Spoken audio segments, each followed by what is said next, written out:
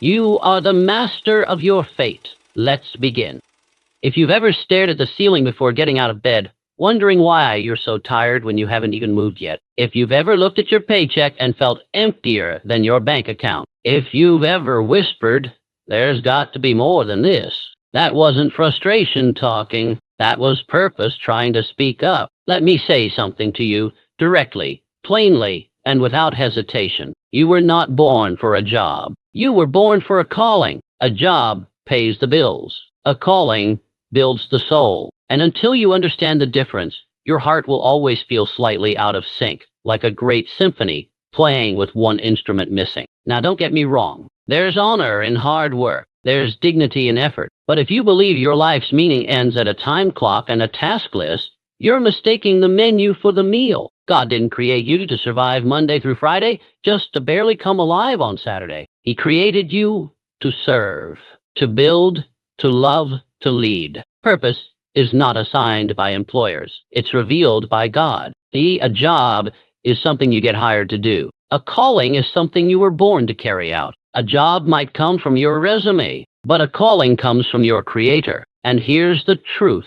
Most people never get told. God doesn't need you employed. He needs you engaged. He needs your heart active, your gifts unlocked, your spirit aligned with His higher plan. You are not here just to pay rent and collect a pension. You're here to make impact, eternal, soul-level, legacy-shifting impact. Why so many feel empty, even while employed? The world will teach you to chase security, but security without purpose is just a comfortable cage. That's why so many people feel restless, even when things are stable, tired, even after sleep, numb, even when everything seems fine. They're clocked in but checked out, and they're not broken, they're misaligned. They've been trained to ask, "What job should I do?" when they should have been asking, "What was I made to do?" Your calling isn't hidden, it's waiting. Let me speak to the part of you that still believes there's more. Your calling is not lost. It's not gone. It's been waiting on you, like a letter with your name on it that you've been too busy to open. Calling doesn't come through a classified ad. It comes through conviction. It shows up as that fire in your chest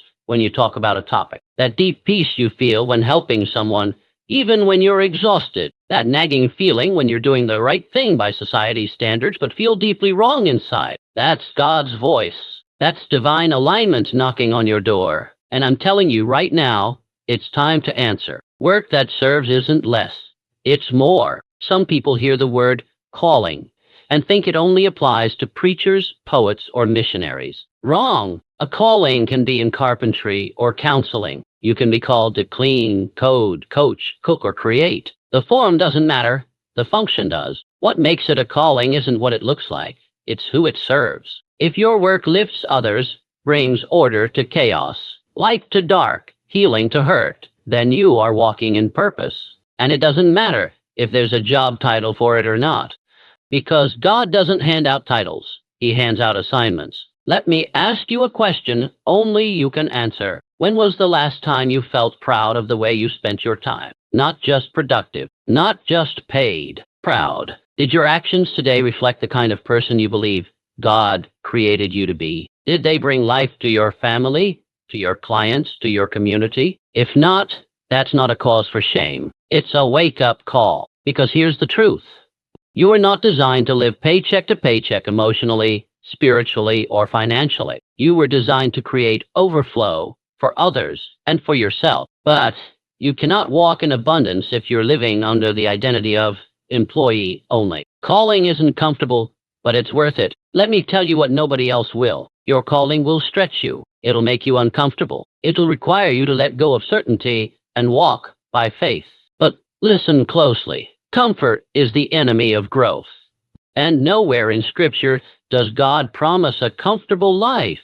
He promises a meaningful one. He doesn't say, "Follow me and I'll keep you safe." He says, "Follow me and I'll make you fishers of men." That's a job description with eternal consequences. So let me leave you with this. If the work you're doing today ended tomorrow, would you still be proud of how you spent your energy? If not, that's not failure. That's an invitation to shift, an invitation to step into your real assignment, to stop asking, "What job should I do?" and start asking, What life was I called to live? Because, my friend, you weren't born for a job. You were called to serve. And it's time to answer that call. Let me ask you a question no one ever dared to ask you in school. What if the entire idea of finding a job is what's keeping you from your purpose? What if the hunt itself, the applications, the resume, the desperate scrolling isn't wrong, but misguided? I'll say it plainly. You weren't created to search for work. You were created to recognize your assignment, because jobs get posted, but purpose gets revealed. And the longer you chase after man-made openings, the easier it is to miss God's calling. Now I know what you've been taught. Get your resume just right. Write a convincing cover letter. Say what they want to hear. Press your suit. Press your smile. Fit in. Compete. Hope. It's not ambition.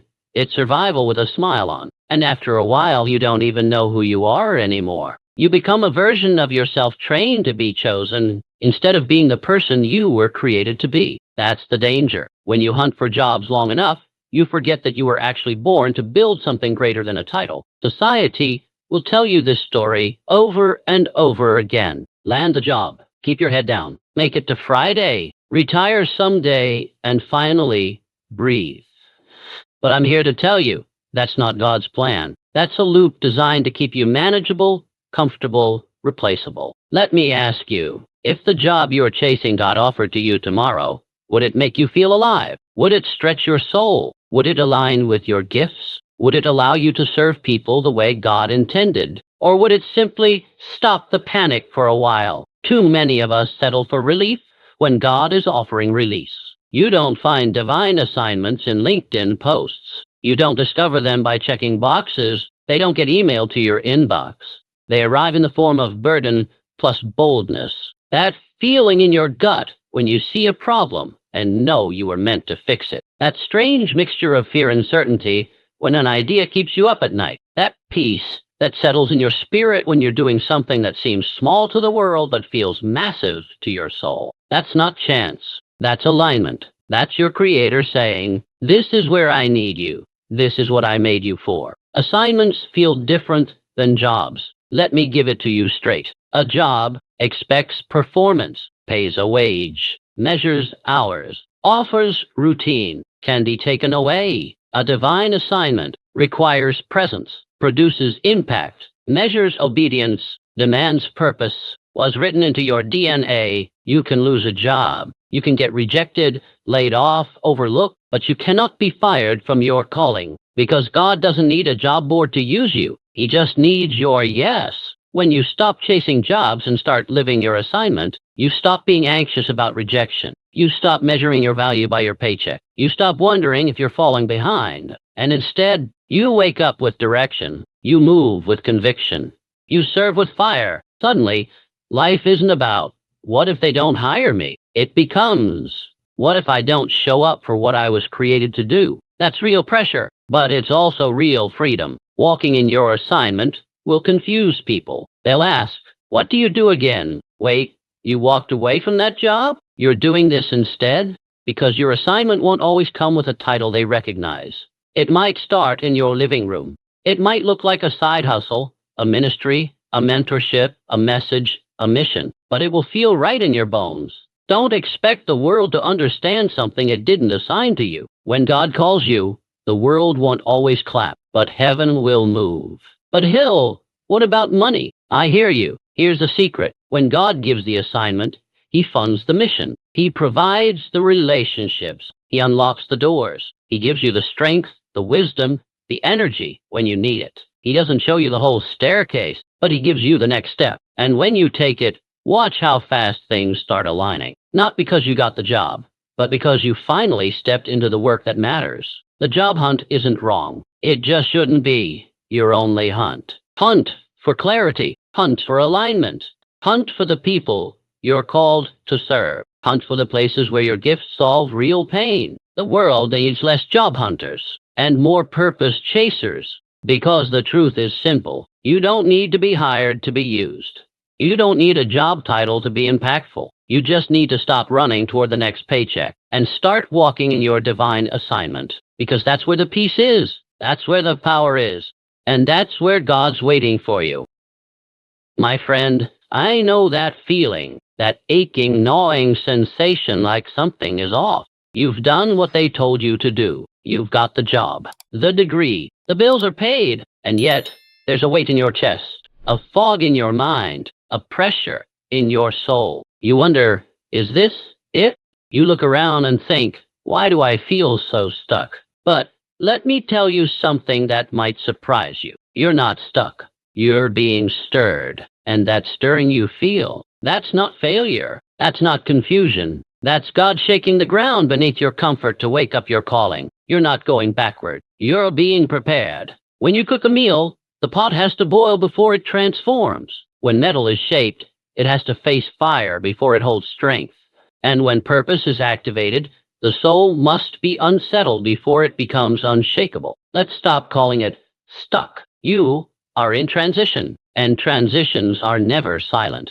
They come with mess, noise, and pressure. But God does his best work in the wilderness. Maybe right now your life doesn't make sense. You feel like you're floating. No clear job. No solid plan. You're between what you've known and what you're called to build. Let me make this clear. You are not lost. You are not broken. You are not late. You are between. Just like Joseph in the prison before the palace. Just like David in the field before the throne. Just like Moses in the desert before the promised land. God is not punishing you. He's positioning you. If you're in a place that feels frustrating, where the old path no longer fits, but the new one hasn't appeared, then congratulations. You've outgrown the old you. That frustration you feel, that dissatisfaction, that emptiness, it's not the enemy. It's your new assignment knocking. Discomfort is often God's invitation to rise. Every builder knows this. Before you can go high,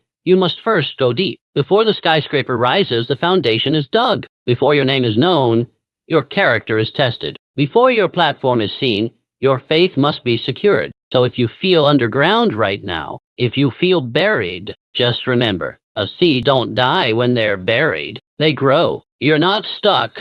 You're planted. And the rain that feels like failure is just preparation for what's coming next. Some people spend years calling something a dead end, when really, it was a divine pause.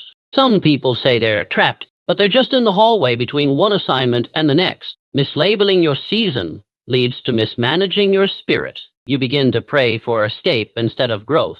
You ask for comfort when God wants to give you courage. You curse the discomfort, never realizing it's the very tool God is using to make you unshakable. Stop saying, I'm stuck. Start saying, God, what are you stirring in me? Right now in this very moment, ask, what is God trying to show me through this discomfort? What gift have I buried because I feared what it would cost me? What new season might be waiting if I just stop clinging to the old one? Sometimes the only thing keeping us in place is our refusal to move forward without all the answers. But faith isn't about having a map. Faith is about taking the next step, even when the path is foggy. Abraham was called away from everything he knew, without knowing where he was going. Moses wandered 40 years with a people who didn't yet believe. Jesus himself spent 30 years in preparation for 3 years of public purpose. You think God forgot you? No, he's shaping you privately, silently, strategically. And when he's done, the shift will be sudden. That stuck season, you'll look back and call it the launch pad. So what do you do when you feel stuck? You listen, you prune, you obey. Listen for the discomfort. Don't drown it in distraction. Honor it. Prune what no longer serves you. That relationship, habit, job, whatever is dead weight. Obey the nudge. Take the step, even if it's small, even if no one claps, even if you're scared. Because here's the truth.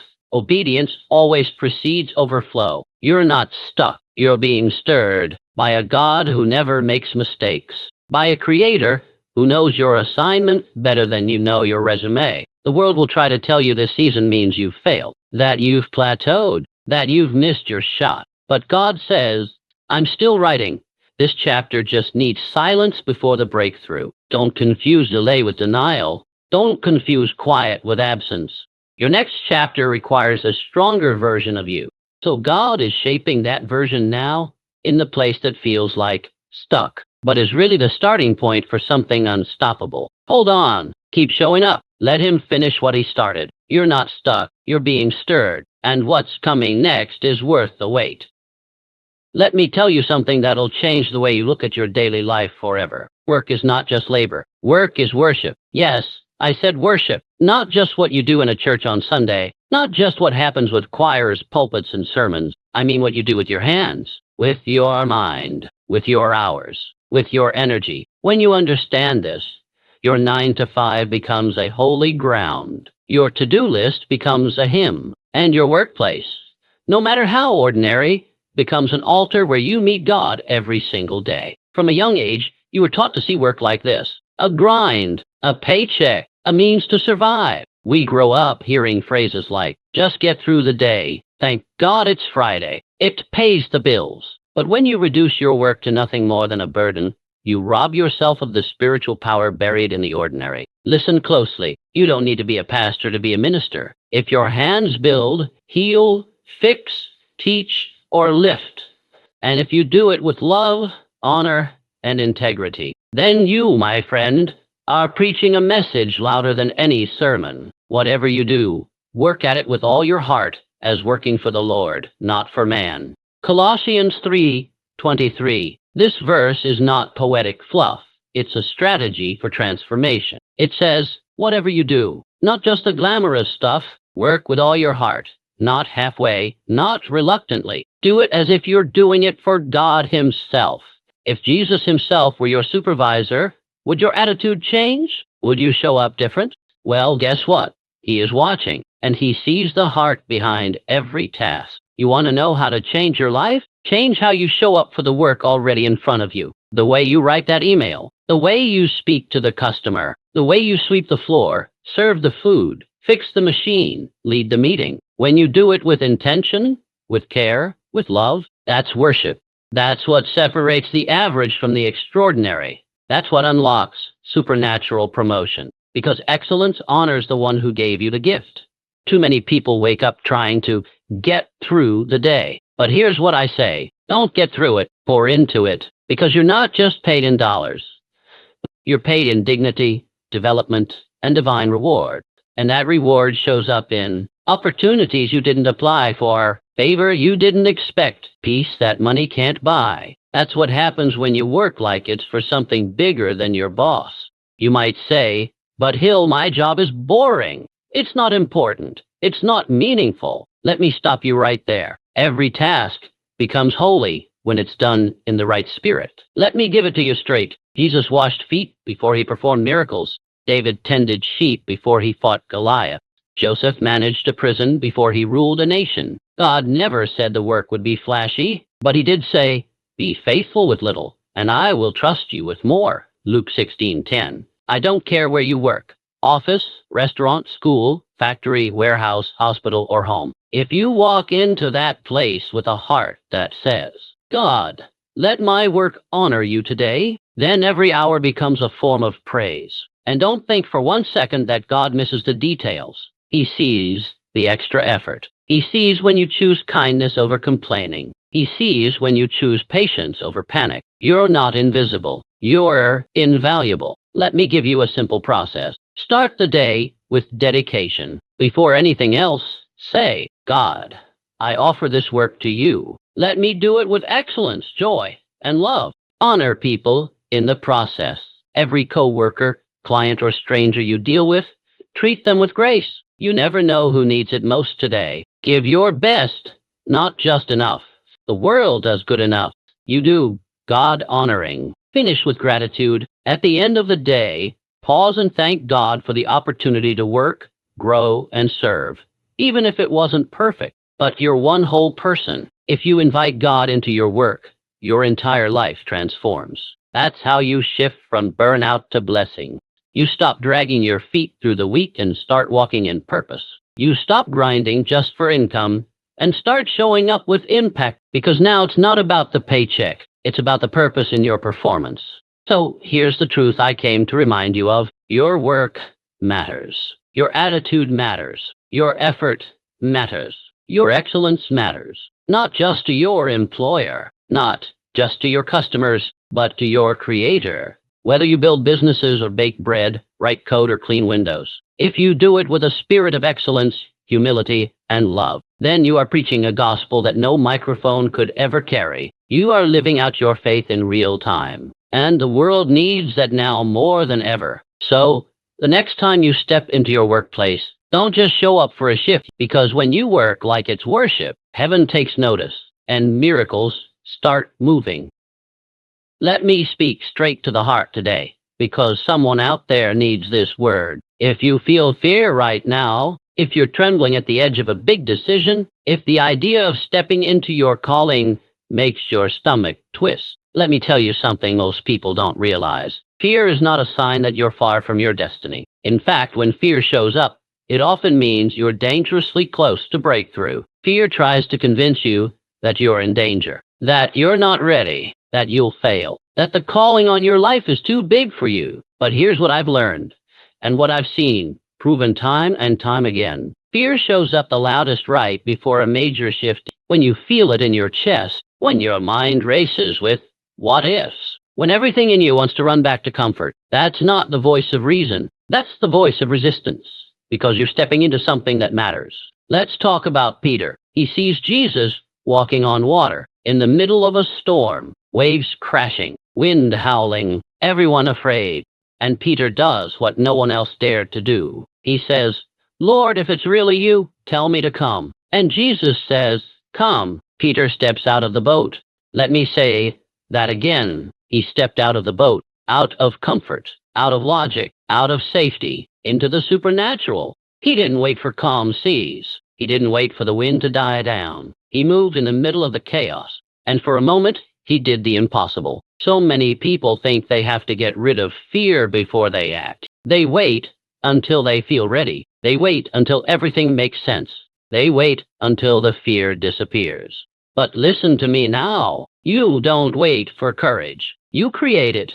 Courage is a choice, not a feeling. And faith, real faith, is what happens when you walk forward even while fear is trying to chain you down. Peter didn't become fearless. He became faithful. Fear will say, "You're not qualified. You're too late. What if they laugh? What if you fail?" But fear never tells the whole story. It doesn't remind you that God doesn't call the qualified.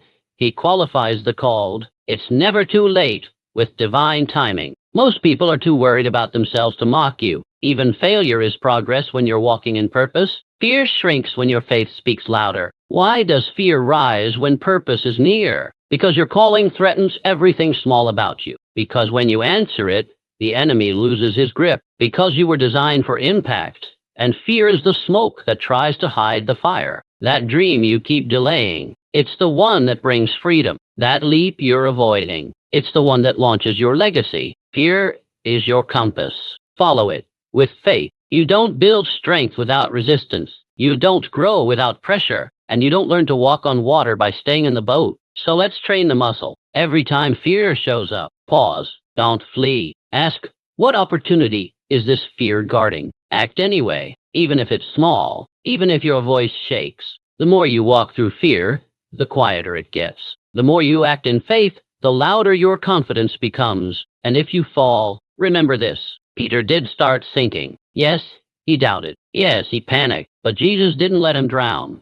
Immediately, the scripture says, Jesus reached out and caught him. So let me tell you, if you step and stumble, God will catch you. If you move and mess up, He will meet you there. If you fall, He will use it to teach, not to punish. God doesn't need you to be perfect. He needs you to be willing. A few truths to tattoo on your mind. You are allowed to feel fear, but you are not called to live in it. Fear makes you hesitate. Faith makes you move.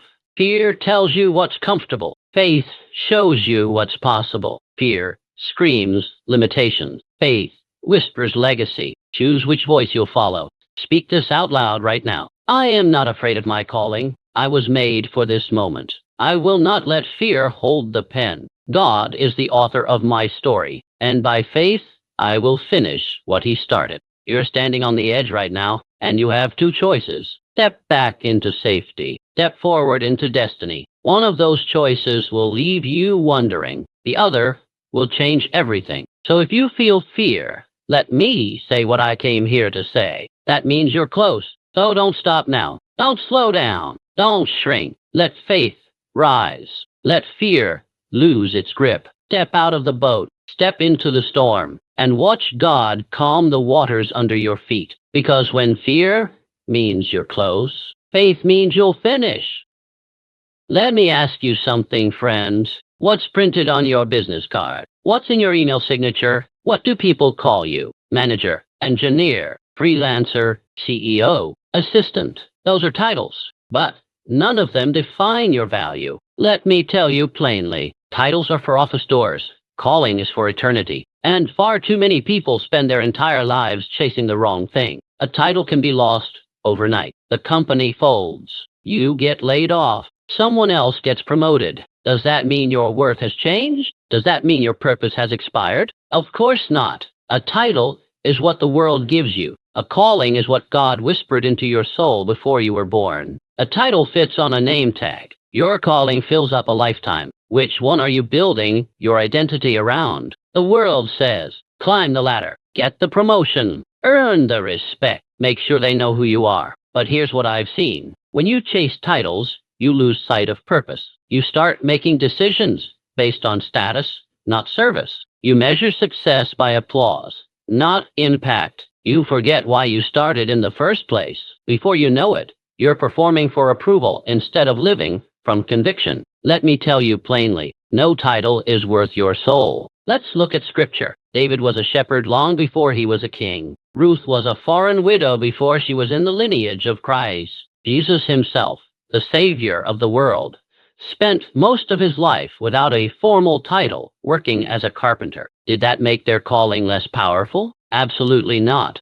Because God uses obedience, not job titles, to build his kingdom. What does honoring your calling actually mean? It means this. You stop asking, what job gives me the most recognition? And you start asking, where am I called to serve the most? You stop aiming to be impressive, and you start aiming to be impactful. You stop waiting for someone to give you a title, and you start walking in the truth that you already have authority through your calling. Let me give it to you straight. Your calling doesn't need a promotion. It needs permission from you. Let me expose something here. The enemy loves to keep people chasing titles. Why? Because as long as you're chasing applause, you're too distracted to walk in your assignment. He wants you. So busy networking, you forget to serve. So obsessed with being the best that you never become faithful. So desperate for approval that you never hear God's affirmation. But you are not here to collect accolades. You are here to change atmospheres. You are not here to wear labels. You are here to carry light. What happens when you start honoring your calling instead? Everything shifts. You start waking up with joy again.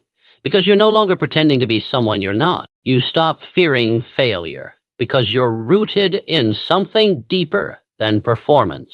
You stop needing approval because you're walking in obedience. And when you live like that, God breathes on your effort. Doors open, favor follows, provision shows up. Not because of your resume, but because of your reverence.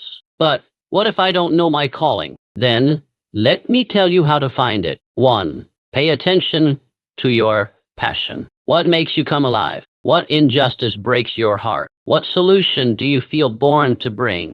2. Look at your gifts. What do people always thank you for? What feels easy to you but helps others? 3. Ask God and listen, not just with your ears, but with your life. He speaks through people, peace, and even problems. 4. Start small. You don't need a 10-year vision to take a 10-minute action. Start where you are with what you have. 5. Stay available. Titles come and go. Opportunities shift. But if your answer is always, "Here I am, Lord," he will use you. Don't let the world define you by a job. Let heaven define you by purpose. Romans 11:29 says, "The gifts and calling of God are irrevocable." That means no matter what the economy does, no matter who overlooks you, no matter what role you lose, your calling can't be canceled. It's yours. It's divine. And it's eternal. Let's rewrite the narrative.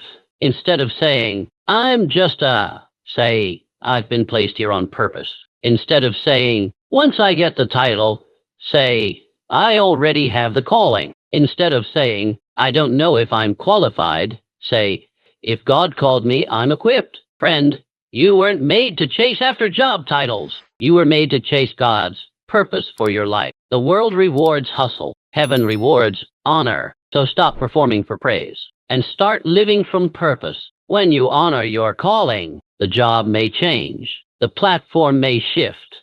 The people around you may come and go. But the fulfillment you feel, the fruit you produce, the legacy you leave, that will last forever. So if today you feel overlooked, underpaid, or stuck in a role that doesn't seem important, let me remind you, there is no higher title than faithful. Walk in your calling. The rest will follow.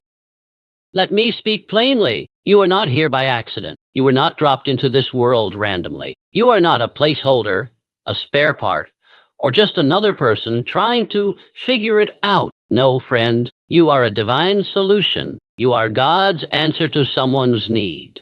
There is a problem in this world that only your life can solve. There is someone praying right now for the exact gift that you're sitting on. And every day you delay your calling is a day someone's answer is left waiting. Let that settle in. Before you were ever born, before your parents met, before you had titles, setbacks, victories, or regrets, God saw a gap in the world and formed you to fill it. That compassion you have, it's not random. That pain you survived, it's not wasted. That fire in your gut, it's not just ambition, it's an assignment. Ephesians 2:10 says, "For we are God's workmanship, created in Christ Jesus to do good works, which God prepared in advance for us to do." In advance, which means you are not looking for purpose, you're walking toward it. Let's make it real. Somewhere out there, a business is stuck because it hasn't hired someone with your ideas. A young person is waiting for a mentor who understands their story, and that's you. A family needs leadership, and you've got it. A problem needs solving, and your gift is the key. God doesn't make extras, He makes answers. You are someone's encourager, problem solver, leader, listener, inspiration. When you show up, things change. But if you don't step up, that solution stays buried. That voice in your head that says, "You're not ready. You're too broken. You're not smart enough. Someone else can do it better." That's not humility. That's sabotage. The enemy isn't afraid of your dreams. He's afraid of your decision to walk in them. Because when you believe you're an answer, you stop begging for approval. You stop chasing validation. You stand in authority, and authority scares the enemy. Your gift isn't about you. It's about others. Let me put it like this. You don't bake bread to admire it. You bake it to feed people. Your gift isn't meant to be admired in private. It's meant to be delivered. God gave you gifts so that others could eat from the fruit of your life. Your writing can lift the weary. Your speaking can light a fire in someone's cold heart. Your business ideas can create jobs and dignity. Your leadership can build communities. Your care can heal wounds the world doesn't even see. Don't sit on what God meant to send out. When you don't know where to begin, ask this: who am I uniquely positioned to help? Purpose isn't found in isolation. It's found in service. And here's the best part. When you commit to solving someone else's problem, your own path starts unfolding. Your confidence grows. Your skills sharpen. Your network expands. And you begin to walk with divine momentum. Because God breathes on movement, not hesitation. If you had the cure to a disease, would you hide it? Of course not. Yet many of us have the wisdom, stories, and insights that could set someone else free, but we hoard them. Why? Because we're afraid. Afraid of judgment. Afraid we're not enough. Afraid we'll fail. But listen to me clearly. Your silence helps no one. Your obedience helps everyone. The world doesn't need your perfection. It needs your presence. God didn't drop manna forever. He used Joseph to manage Egypt's food. God didn't shout instructions from heaven.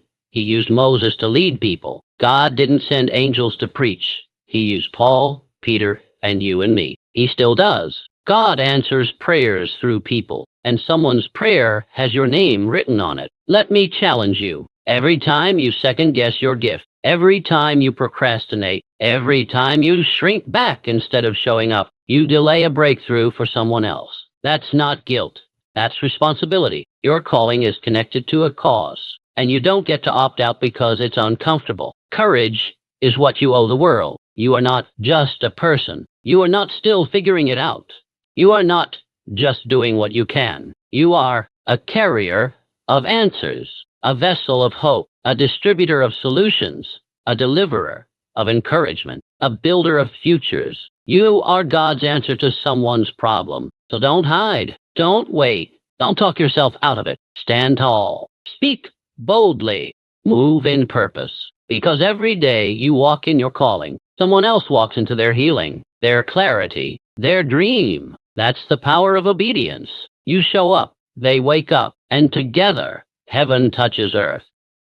Let me ask you something that very few people stop to think about. Are you chasing prosperity, or are you living your purpose and letting prosperity chase you? Most people spend their whole lives in pursuit of wealth, but never stop to ask if they're walking in alignment with the very thing that would make wealth inevitable: purpose. Let me tell you the truth plainly. Prosperity is not the root. Prosperity is the fruit. And when you flip that order, when you pursue money without meaning, when you chase status without service, you may gain the world, but you'll lose yourself along the way. You've seen it. You've maybe lived it. Burnout from working too hard for too little joy. Restlessness, even when the bank account looks full. Emptiness after hitting the goal, but still feeling something's missing. Why? Because money is a terrible master. It demands everything and gives little back. But purpose. Purpose fills as you pour. Purpose energizes as you serve. Purpose multiplies joy even when the results are slow. And here's the best part. Purpose leads to prosperity, but not just financial prosperity. It leads to abundance in peace, joy, influence, and yes, often income too. The world says, get rich, then find meaning. God says, walk in purpose, and I'll supply everything you need. Matthew 6:33 says, seek first the kingdom of God and his righteousness, and all these things will be added unto you. That means seek alignment, not achievement. Seek assignment, not applause.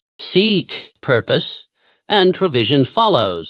God doesn't bless selfish ambition, but he pours out favor on faithful stewardship. Listen closely. Money flows toward solutions. And purpose, your purpose, is always tied to solving a real human problem. Think about it. The teacher solving the problem of ignorance. The coach solving the problem of discipline and belief. The entrepreneur solving the problem of time, tools, or connection. The artist solving the problem of inspiration and beauty. Wherever value is created, prosperity flows. So if you want to increase your income, stop asking, how do I get more? Start asking, how do I serve deeper? How do I solve more meaningful problems? How do I bring my full purpose to the table? The marketplace rewards usefulness. Heaven rewards obedience. When you combine both, you become unstoppable. Too many people show up to life asking, what can I take from this? But purpose people wake up every day asking, what can I give to this? And here's the paradox. The more you give in alignment with your gifts, the more you receive without chasing. That's what makes purpose powerful. Let's redefine wealth. Because prosperity is not just about commas and decimal points. It's about peace that lets you sleep at night, time freedom to invest in what matters, relationships that nourish, not drain, work that fuels, not frustrates, legacy that outlives your names. True prosperity is when you no longer need to escape your life because you're too busy loving it. Let me give you a warning here. Without purpose, you say yes to things that drain you. You build things you secretly resent. You overwork, overthink, and overcompensate. You constantly compare yourself to others. You feel successful and yet hollow. You were not built to hustle for money. You were designed to partner with heaven to bring value. And when you do that, provision is attracted, not forced. This is key. When you walk in purpose, provision becomes your partner. It shows up at the right time. The right people find you. The opportunities appear not because you begged, but because you were aligned. That's not luck. That's divine design. Psalm 1 says, he is like a tree planted by streams of water, which yields fruit in season, and whose leaf does not wither. Whatever he does prospers. Notice it says planted, not scattered, not hustling, planted. You don't need to be everywhere. You need to be rooted in the right place. And your purpose is that place. Say it with me now, out loud. I am not chasing money. I am walking in purpose. And purpose will lead me to all the provision I need. I trust that what I'm building matters, and it will bear fruit. I will not settle for riches without meaning. I will live rich in purpose, peace, and prosperity. Let your heart believe that today. Let it settle deep. I didn't come to motivate you. I came to remind you who you are. You're not a beggar, scratching and clawing for survival. You are a builder, placed here to serve, lead, and create with eternal value. When you seek purpose, money follows. When you chase only money, meaning runs from you. So walk differently starting today. Let your gift lead. Let your service speak. Let your excellence create value. And let God handle the increase. Because prosperity isn't the point. Purpose is. And when you live from purpose, prosperity has no choice but to find you. Let me continue today's message with a truth most people overlook. There are no small jobs in the kingdom of God, only small perspectives.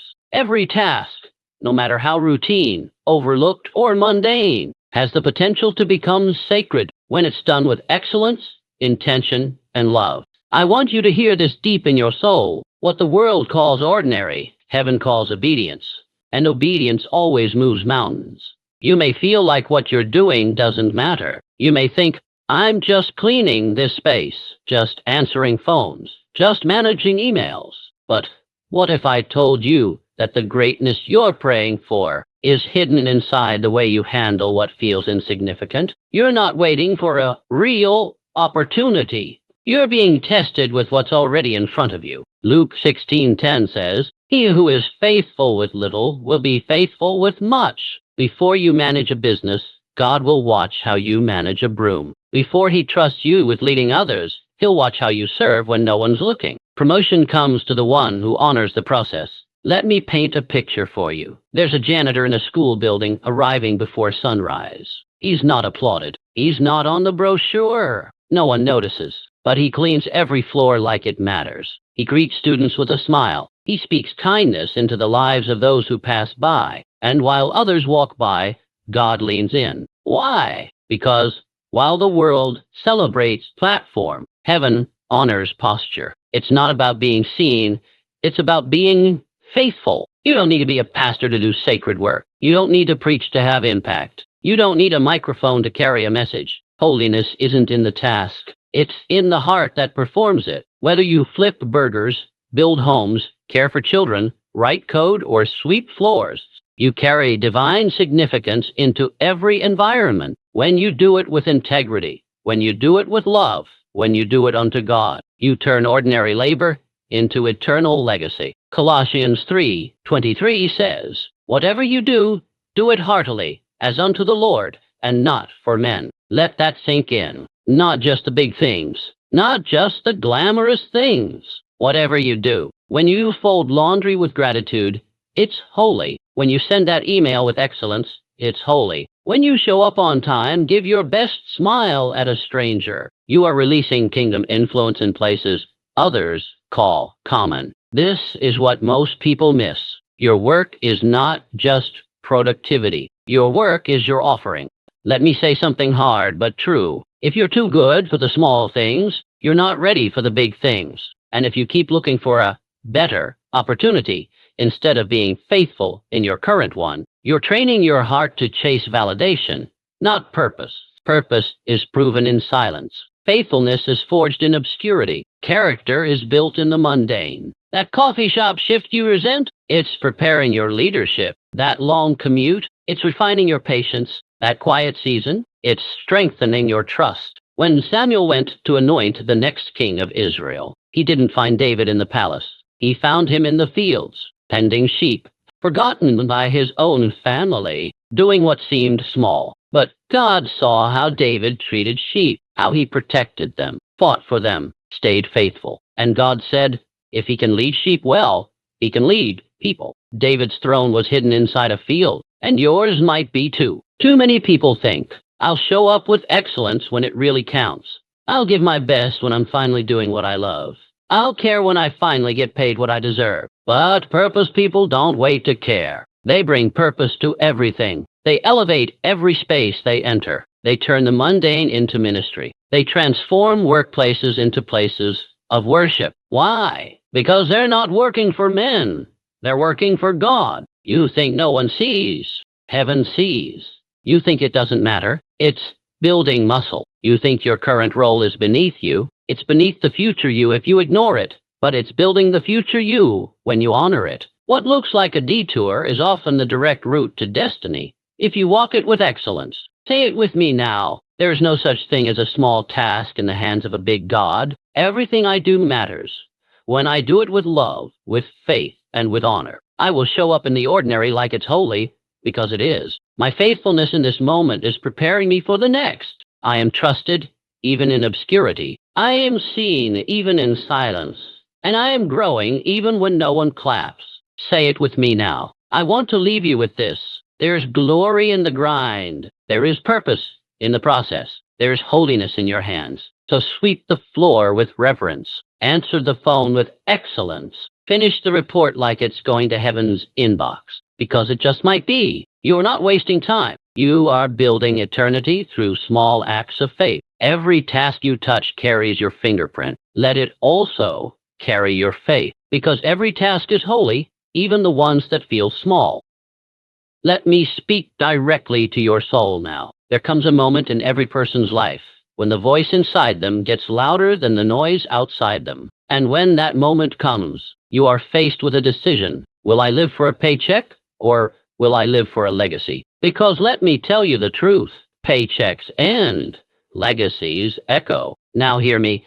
I'm not speaking against making money. Money is a tool. It's a blessing. It's part of provision. And if you're spending your whole life clocking in and out of work that drains your spirit, building someone else's dream while ignoring your own, trading your time for just enough to make it to the next month, then you're not living. You're leasing your potential. You weren't created to chase Fridays. You weren't designed just to survive until the weekend. You were made to build something eternal. The road to legacy is not paved with ease, but it is paved with meaning. Legacy starts the moment you say, "There's more in me than they see. I wasn't born to be average. My life must count for something greater." Legacy isn't about fame. It's about impact. It's about what you leave behind in people, not just what you leave in the bank. A legacy is built when you choose to live from calling, not just for comfort. Let's get practical. Paycheck living asks, how do I make ends meet? Purpose legacy asks, how do I make lives better? Paycheck living says, just get by. Purpose legacy says, build something that outlives you. When you shift your focus from what you can get to what you can give, you step into the realm of true fulfillment, because fulfillment was never found in comfort. It was found in contribution. Now listen carefully. This is not about walking away from your job tomorrow. It's about walking differently inside it. You show up with purpose. You stop hiding your ideas. You take responsibility for more than your title. You invest in people, not just tasks. You create, you lead, you serve, and slowly something begins to change. You become irreplaceable, not because of your role, but because of your impact. And that's how legacy begins, right where you are. Legacy is not one moment.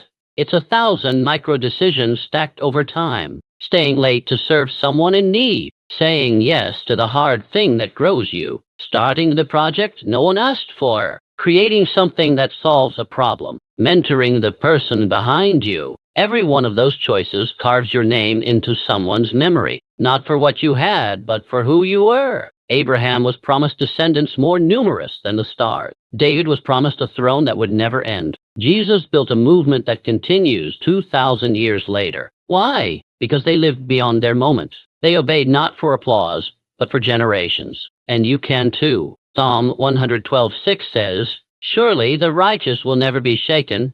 They will be remembered forever. Legacy is not a gamble. It's the harvest of obedience. Let me say this plainly. If you don't make this shift, you'll spend decades collecting direct deposits, but arrive at the end of your life wondering, did I build anything that mattered? Comfort is the silent killer of legacy. It whispers, this is good enough. Play it safe. Don't rock the boat. But your calling is louder. It says, wake up, create, serve, change something, build what I showed you. Your children are watching. Your community is waiting. Your gifts are needed. Don't die with your work unfinished. This final shift is not a strategy. It's a decision. It's the moment you say, I will no longer trade my time just for money. I will use my time to multiply impact. I will no longer drift. I will build. I will not fade. I will finish full of fire. Because when your work becomes your worship, your life becomes your legacy. Declare this with me. Say it now, as a commitment. I am not here just to earn a living. I am here to build a legacy. I shift today from paycheck thinking to purpose living. My gifts matter. My time matters.